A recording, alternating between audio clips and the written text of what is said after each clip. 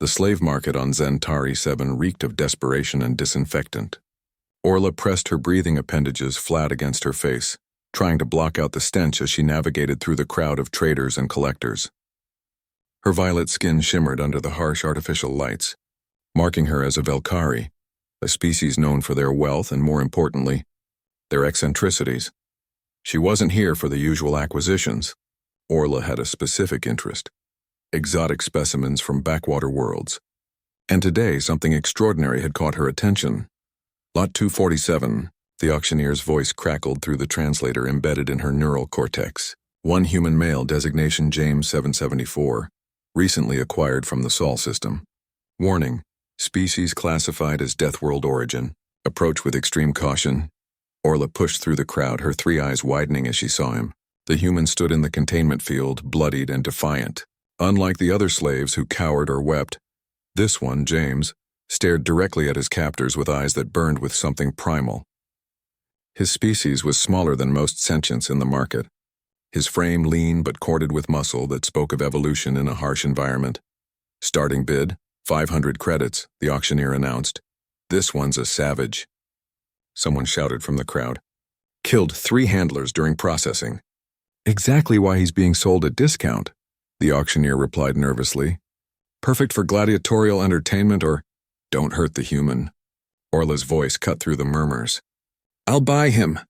The crowd turned to stare at her. A Kravik trader nearby let out a gurgling laugh. You, a Velkari, wants a Deathworlder? They're called savages for a reason, girl. That thing will tear you apart the moment the restraints come off. Orla's skin flushed a deeper purple, a sign of irritation among her kind. Call him savage if you want. I'm still buying him. 10,000 credits. Gasps rippled through the market. The auctioneer's mandibles clicked in surprise. So you sold to the Velkari bidder. 2 hours later, Orla sat across from James in the cargo hold of her transport ship.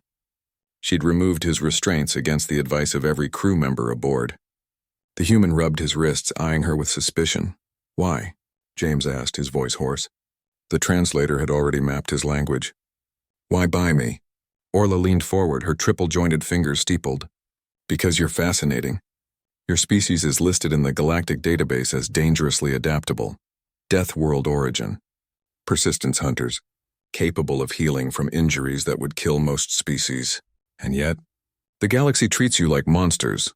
We are monsters, James said flatly. When we need to be. No.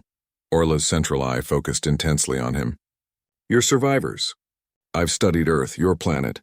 90% of it wants to kill you. Predators, diseases, weather extremes, even your own gravity is higher than most civilized worlds. You evolved in a crucible and it made you remarkable. James laughed bitterly. Remarkable enough to be hunted and sold. That's why I'm taking you home. Orla pulled up a holographic display. Your planet. The Sol system is in contested space now, but there are human colonies scattered across the outer rim. I can get you to one. For the first time, something other than rage flickered across James's face. Why would you do that? Because the galaxy is wrong about your kind, Orla said. They see you as savages, as weapons to be used and discarded. But I've read your history. Yes, humans can be violent. But you're also the species that domesticated wolves, that turned enemies into friends. You're the species that looks at a mountain and decides to climb it. Not because you need to, but because it's there. She stood, her robes flowing around her slender frame. The Galactic Council fears Deathworlders. They think you'll conquer or destroy. But I believe you'll surprise them. Given the chance, humans don't just survive, they thrive. They build. They adapt. They turn wastelands into gardens.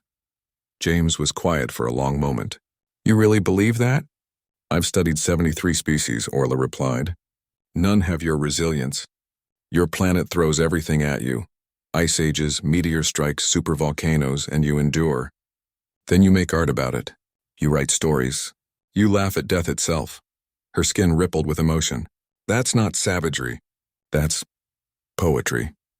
The human stood slowly and Orla's crew tensed, hands moving to weapons. But James simply extended his hand. A human gesture she'd learned meant peace. Thank you, he said simply. Orla clasped his hand, noting how warm his species ran compared to hers. Thank me when you're home. But know this, I didn't save you. I invested in you. Someday, when humanity joins the galactic community properly. I want to say I knew what you were capable of before anyone else did." James smiled, a predator's expression that would have terrified most aliens. But Orla saw it for what it truly was: hope. "The galaxy won't know what hit them," James said. "Exactly," Orla replied, her skin shimmering with amusement. "That's what I'm counting on." As her ship jumped to hyperspace, carrying them toward the nearest human colony, Orla made a note in her personal log. "Today I purchased a human. The traders called him Savage. I call him the future. Time will tell who was right."